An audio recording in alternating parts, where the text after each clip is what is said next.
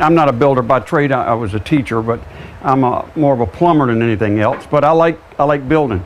So I was going to build a place back here. When I started checking around how much it cost and all that, it was just outrageous.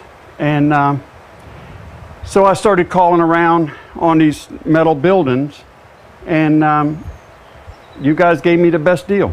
So I went for it, and got the neighbors and said we're going to have a barn raising, so they all came around and we put it up in one weekend, basically 2 days, a Saturday and then finished it up on Sunday. And then of course there's a lot of little things, like I built this little place in here to store stuff on the top and inside and everything, and I ran the electricity and all that. But 2 days we had it up.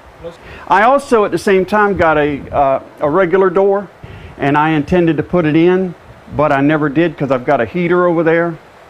And that's natural gas, so it's not something you can move. It's not a portable heater. That thing will heat the whole place.